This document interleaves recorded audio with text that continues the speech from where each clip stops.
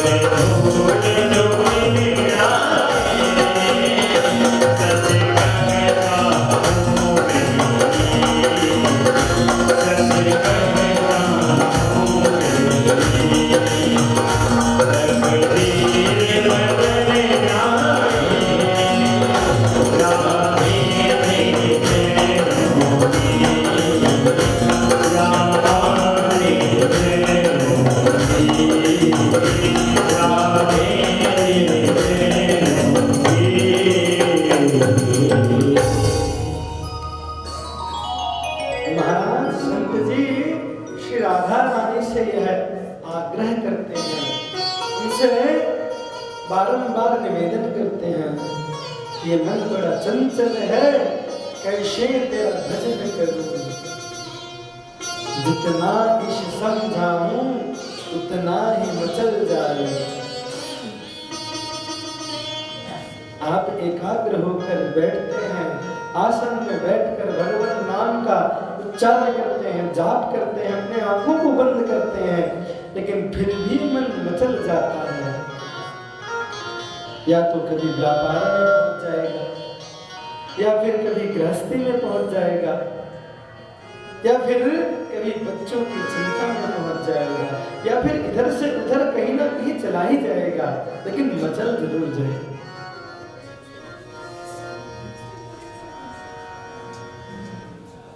तो कैसे इस मन को मैं स्थिर करूं? तो कहते हैं कि राधे तेरी रहमत दिन रात बरसती है, कि हे राधा रानी, श्रीमन नारायण भगवान आपकी जो रहमत है दिन रात बरसती है। हर प्राणी में भगवान की कृपा विलासिता को प्राप्त करने की एक अभिलाषा होनी चाहिए। जब तक अभिलाषा नहीं होगी तब तक भगवत कृपा प्राप्त नहीं हो सकता, अति आवश्यक है। तो महाराज श्री सुखदेव जी कहते हैं कि जिताशनो जितश्वासो जितसंग जितेंद्रिय, मतलब अपने आसन को जीतो, हैं, अपने संग को जीतो, अपने श्वास को जीतो, अपने इंद्रिय को जीतो। इनको जीत लिया तो भगवत प्राप्ति जरूर होगी। महाराज कई प्रकार के प्रश्न किए हैं श्री सूत जी महाराज से। राजर्षि परीक्षित तो कहते हैं कि महाराज ये भगवान कौन है, ये भगवान कहाँ से आए, कैसे आए, कृपा करके बताइए मुझे। सूत जी श्री सुखदेव जी से पूछते हैं राजर्षि परीक्षित। बोले भगवान तो अजन्मा है, भगवान को किसी ने जन्म नहीं दिया, भगवान स्वयं ब्रह्मांड को बनाते हैं, इस सृष्टि को भगवान बनाते हैं। तो भगवान को भला कौन बनाया होगा? क्षिति जल पावन गगन शरीर, इन सबको भगवान बनाते हैं। इन सभी से ही तो हमारा यह शरीर रचित है, लेकिन इनको भी भगवान बनाते हैं। तो भगवान ने इस सृष्टि को कैसे बनाया, इस सृष्टि की रचना कैसे हुई, इस सृष्टि का सृजन कैसे हुआ है, ये सृष्टि लय कैसे होती है? तो कहते हैं महाराज ब्रह्मा जी जो हैं, ब्रह्मा जी केवल ऊपर से नीचे हो रहे थे। अपने भगवान के श्री नाभि में ब्रह्मा जी ऊपर से नीचे, ऊपर से नीचे, ऊपर से नीचे हो रहे थे, लेकिन उन्हें कुछ समझ में नहीं आया कि जाए तो जाए कहां जाए। तो भगवान केवल दो शब्द उन्हें सुनाई दिया कि तप करो, तप से ही उद्धार होगा। तो महाराज कई हजार वर्ष तक श्री ब्रह्मा जी ने तप किया, तब जाकर ब्रह्मा जी भगवान के श्री नाभि कमल से उत्पन्न हुए। और ब्रह्मा जी को नाभि कमल से उत्पन्न करने के बाद में भगवान ने कहा कि जाओ आप जाकर सृष्टि की रचना करो। बोले महाराज मैं सृष्टि की रचना करूंगा तो सृष्टि को चलाएगा कौन? बोले चलाना भी आपको है। बोले महाराज मालिक तो आप है और चलाऊंगा मैं कैसे? और कहीं मेरे मन में यदि लालच आ गया तो लालच आने से क्या है, आपका अधिकार, आप चलाइए। लालच आएगा तो उसका भी परिणाम भुगतना पड़ेगा। अब महाराज आप भी सोचते होंगे कि ब्रह्मा भी एक ही होंगे। ब्रह्मा एक नहीं है, ब्रह्मा एक पद है, इंद्र एक पद है, सूर्य भी एक पद है। जैसे जब अपने देश के महामहिम राष्ट्रपति का जो पद है, उस पद पे जो अभिषिक्त होता है, तो जब तक उनका कार्यकाल रहता है 5 वर्ष तक, तब तक उनको वही सारी सुविधाएं प्राप्त होती है जो एक महामहिम राष्ट्रपति को होनी चाहिए। और जब उनका समय परिपूर्ण हो जाता है तो फिर से किसी दूसरे को उस स्थान पे अभिषिक्त किया जाता है। वैसे ही ब्रह्मा भी एक पद है। जब महाराज एक चतुर्युगी बीतती है ना, तो ब्रह्मा जी का एक दिन होता है। एक चतुर्युगी हम लोगों में तो एक दिन भी नहीं बीतता तो हमको कैसे लगने लग जाता है। अब आप सोचिए ब्रह्मा जी के एक ध्रुवस्य वयो विद्या गजेन्द्रस्य का विदुरस्य नादवपटे रुद्रस्य कीं पौरुषम् कुब्जायाति मुतत्र रूपमधिकं किं तत्सुधाम्नोधरम् भक्त्या तस्यति केवलं परमया भक्तिप्रियो माधव।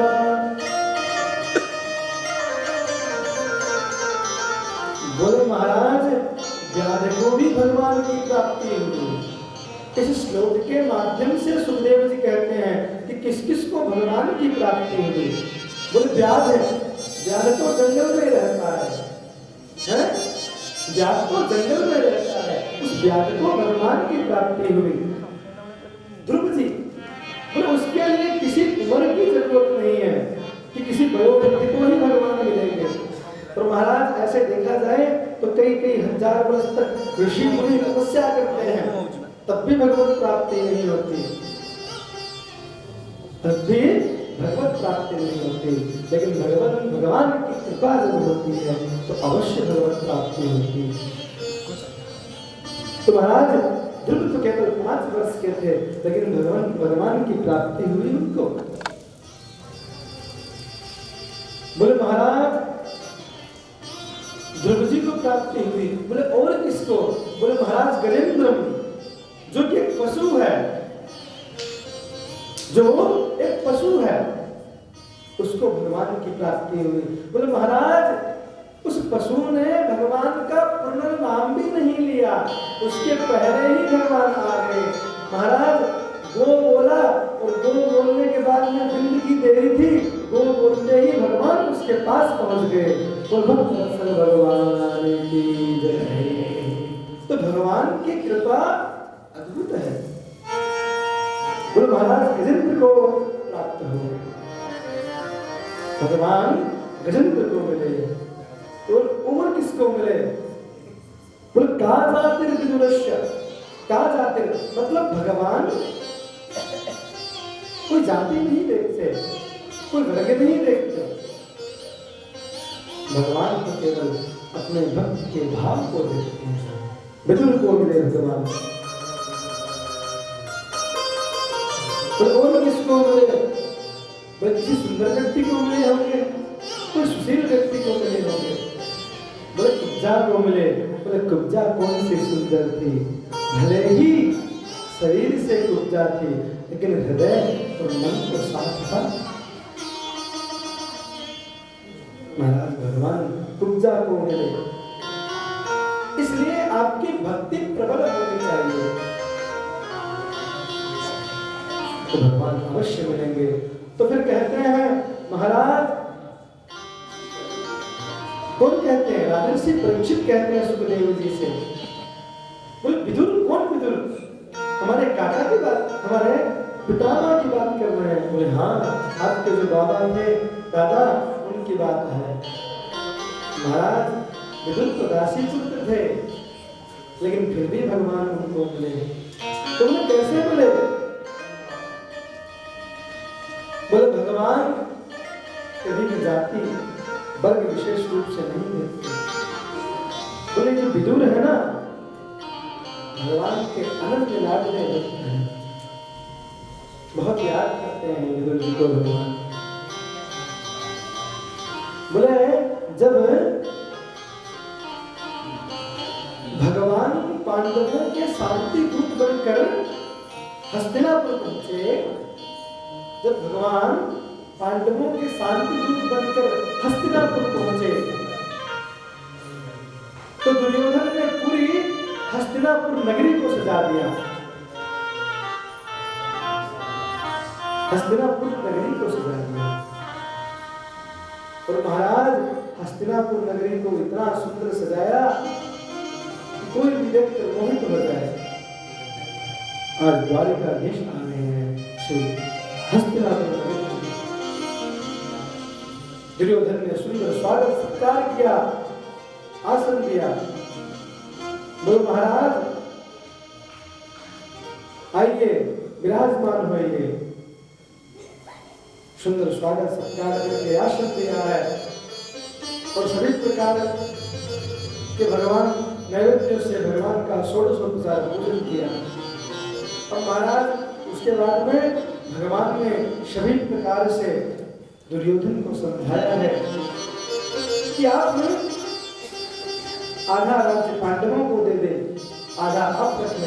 बोले ना महाराज मैं नहीं दे सकता, बिल्कुल नहीं दूंगा। बोले आधा राज्य छोड़ो, आप एक काम करो कि पांडवों को 5 गांव दे दो, ओनली 5 गांव। केवल 5 गांव दे दीजिए आप, और ज्यादा नहीं। तो दुर्योधन कहता है, हे द्वारिकाधीश, इन बिना युद्ध के इन 5 पांडवों को 5 गांव क्या, मैं तो सुई की नोक के बराबर में भूमि भी इनको नहीं दूंगा बिना युद्ध के। यदि दूंगा तो युद्ध करना पड़ेगा और युद्ध में जीतेंगे तभी इनको दूंगा। हम महाराज कई प्रकार से समझाने के बाद में भी दुर्योधन नहीं माना। अब दुर्योधन ने श्री द्वारिकाधीश को मनाने के लिए महाराज 56 भोग 36 व्यंजन बनवाए। क्या द्वारिकाधीश आएंगे तो हमारे यहाँ भोजन ग्रहण करेंगे। तो चलिए द्वारिकाधीश, सुंदर आपके लिए भोजन तैयार है, चलिए। बोले कहाँ चलना है? मेरा तो निमंत्रण आया है। बोला ऐसी जगह में आपका निमंत्रण कहाँ से आएगा? सबसे पहले तो मैंने आपको बुलाया है तो मैं ही आपको निमंत्रण दूंगा, आप मेरे ही कक्ष में भोजन करेंगे। बोलना मेरा तो आज का निमंत्रण विदुर काका के घर में है। ऐसे सुनते ही दुर्योधन कहता है कि महाराज अब विदुर काका महामंत्री नहीं रहे, उनके तो स्वयं के खाने के ताले पड़ रहे हैं, लाले पड़ रहे हैं, आपको क्या खिलाएंगे? अब वो महामंत्री नहीं रहे। बोले अच्छा ये बात। तो एक बात कहूं, मेरा तो निमंत्रण उन्हीं के यहाँ है, मैं उन्हीं के यहाँ जाऊंगा। भोजन 2 ही अवस्था में किया जाता है। तो किस अवस्था में? या तो आपकी विशेष रूप से इच्छा हो मुझे भोजन करवाने की, अंतरात्मा से हृदय से आपकी इच्छा हो कि मैं आज आपको भोजन करवाऊंगा, एक तो तभी इच्छा होती है। और दूसरी, या तो कहीं पे भूख लगी हुई हो और अगला हमको खिलाने के लिए तैयार हो, तभी हमें खाने की इच्छा होती है। अब तुम्हारा भी मन से हृदय से मन नहीं है मुझे पवाने का, केवल दिखावटी रूप से आपने मेरे लिए यह 36 व्यंजन तैयार किए हैं ताकि मैं आपकी बात मान जाऊं। तो ना तो आपको हमको पवाने की इच्छा है मन से है, और ना हमें खाने की इच्छा है। तो मैं तो अपने काका विदुर के यहाँ रहूंगा। तो महाराज भगवान अपने रथ पे बैठ गए और दारुक को आदेश दिया कि चलो आज विदुर काका के यहाँ जाएंगे। महाराज भगवान विदुर काका के यहाँ पहुंच गए। अब विदुर काका तो घबराए हुए थे। उन्होंने क्या किया, अपने घर में आकर डोलची डालची वगैरह ली, केतली ली और कुछ पात्र लिए और जाकर बाजार में गुसाई जी से कहने लग गए कि महाराज आज द्वारकाधीश आ रहे हैं हमारे घर में, उनके लिए खोए के लड्डू दे दीजिए, तनिक माखन मिश्री दे दीजिए, उन्हें भूख लगी होगी। मेरे लाला रोटी नहीं खाते, उनको माखन मिश्री मेवा मिष्ठान्न खाने का शौक है, आदत है। तो महाराज अपनी लुटिया में डाले दूध और हाथ में खोए के लड्डू और माखन मिश्री लेकर चल पड़े विदुर महाराज। मन में बड़ा हर्ष उल्लास है कि साक्षात जगत नियंता आज मेरे घर में भोजन के लिए पधारा। हमारे मन में बड़ी खुशी होती है जब कोई ब्राह्मण हमारे घर में भोजन करने आता है। हमें भी तृप्ति होती है कि हम पुत्रों के निमित्त अपने कार्य को साधने के लिए किसी ब्राह्मण को भोजन करवाते हैं। हमारे मन को बड़ी तृप्ति होती है, हम मन से सुंदर रसोई बनवाते हैं, उसमें किसी प्रकार की कमी न रहे, उसके लिए हम पूर्ण परिपूर्णता से उसकी व्यवस्था करते हैं। और जब ब्राह्मण देवता घर में आते हैं तो सुंदर तरीके से उनको भोजन बैठा के खिलाते हैं। किसी चीज की आवश्यकता, किसी चीज की कमी ना हो, इसलिए सामने खड़े रहकर उनका ध्यान रखते हैं। और जब ब्राह्मण पाते हैं, मन से पाते हैं, तो कमाने वाले को भी खुशी होती है और पाने वाले को भी खुशी होती है।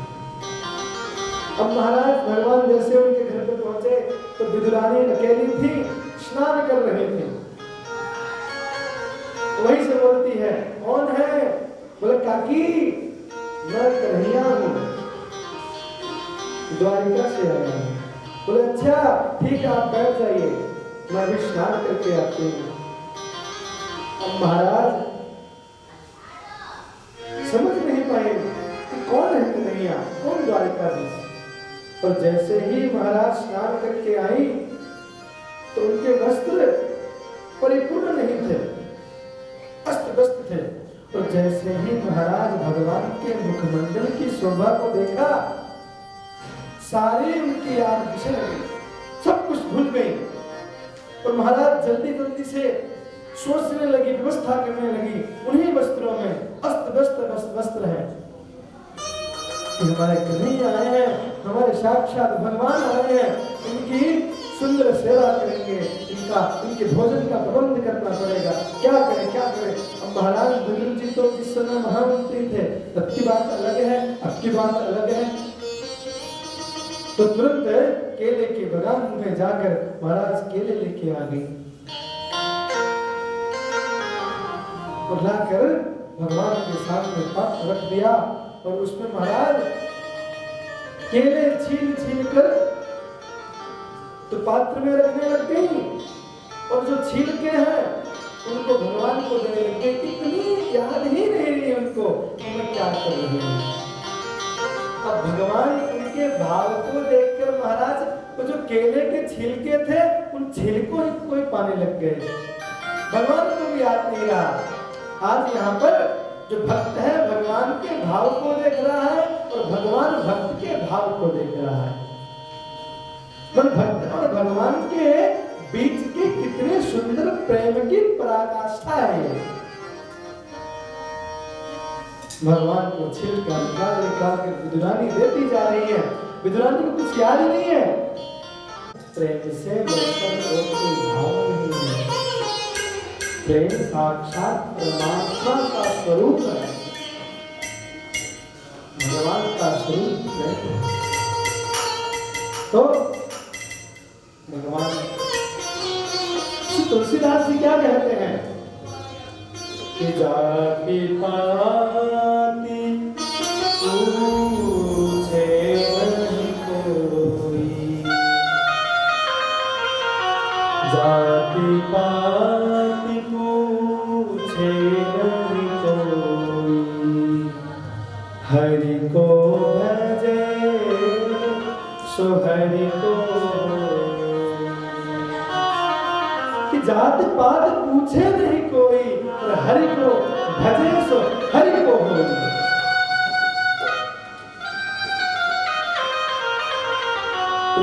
तुलसी बाबा एक और चौपाई कहते हैं कि जाति न पूछे साधु की और पूछ लीजिए। पहली बात तो किसी की जात कभी पूछनी नहीं चाहिए, बहुत बड़ा अपराध है। अपना यदि संबंध किसी से होता है तो केवल भगवत भक्त से ही, विशेष रूप से हमको भगवान के रूप में ही किसी से अपना संबंध स्थापित करना चाहिए, जिस रूप में भी हम स्थापित करें। भगवान की विशेष रूप में उसमें कृपा। सुखदेव जी कहते हैं कि भगवान कभी भी जाति पात नहीं देखते। देखिए किसको किसको मिले, भगवान भीनों को मिल गए, भगवान ध्रुव जी को मिल गए, गजेंद्र को मिल गए, उज्जा को मिल गए, शबरी को मिल गए। तो आप लोग भी अपने मन में यह विश्वास रखा करिए। ऐसा मत सोचा करिए कि उनको मिले थे हमको मिल सकते हैं कि नहीं। हमको मिल सकते हैं कि नहीं, लेकिन मन में यदि अटल विश्वास रखेंगे तो भगवान जरूर मिलेंगे, कहीं ना कहीं से भगवान साक्षात्कार जरूर करेंगे। तो इसलिए विश्वास जरूर रखें। क्यों? जब तक हम किसी को देखते नहीं तब तक विश्वास नहीं होता, और जब तक विश्वास नहीं होता तब तक प्रेम नहीं होता। तो विश्वास और प्रेम ये दोनों भक्ति मार्ग के अद्भुत दो स्तंभ हैं। वैसे तो 4 स्तंभ है, भक्ति के 4 स्तंभ हैं, भक्ति, ज्ञान, वैराग्य और तप। यह 4 स्तंभ हैं। तो भगवान को प्राप्त किया। अब महाराज उसके बाद विदुर जी से मिलकर भगवान आए, और विदुर जी भगवान के अनन्य भक्त हैं। तो ऐसे भक्त हैं, एक तो विदुर है, दूसरे उद्धव हैं। महाराज जब भगवान अपने धाम को चले गए तो उद्धव आकर विदुर जी से मिलते हैं और क्या कहते हैं?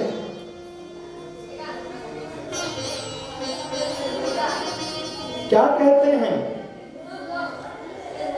कि भगवान आपको बहुत याद करते हैं। उद्धव जी कहते हैं विदुर से कि भगवान आपको बहुत याद करते हैं। बोले अच्छा, बोले कैसे? बोले है उद्धव बहुत प्यारे हैं मेरे गुरु।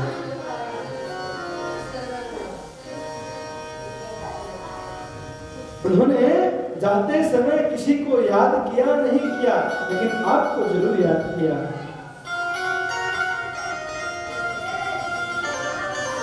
उद्धव मेरे विदुर से कहना मुझे मेरे विदुर की बहुत याद आती है। भगवान कहते हैं उद्धव मैंने आज तक अपने रामकृष्ण स्वरूप में जब भी कहीं पर भोजन किया मुझे इतना आनंद कहीं नहीं आया। आनंद तो केवल 2 ही जगह आया। बोले कहाँ महाराज, कहाँ आपको आनंद आया? बोले मुझे एक तो विदुर के घर में आनंद आया, दूसरे सभी के घर में आनंद आया। भगवान क्या कहते हैं? भगवान कहते हैं कि भाव का भूखा मैं भाव ही एक शार है। भाव का भूखा मैं भाव ही एक शार है।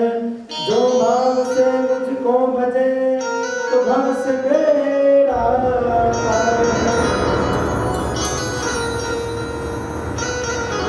आपको अनंत संपत्ति की आवश्यकता नहीं है। आपको कई प्रकार के साधन करने की आवश्यकता नहीं है। यदि आप में भाव है तो भगवान जरूर मिलेंगे। अब महाराज दोनों विदुर और उद्धव जी का मिलन हुआ। दोनों भगवान के भक्त हैं। उद्धव भी भगवान के भक्त हैं और विदुर भी अनन्य भक्त हैं दोनों। लेकिन एक नीतीश के भक्त है और दूसरा भावक के भक्त है।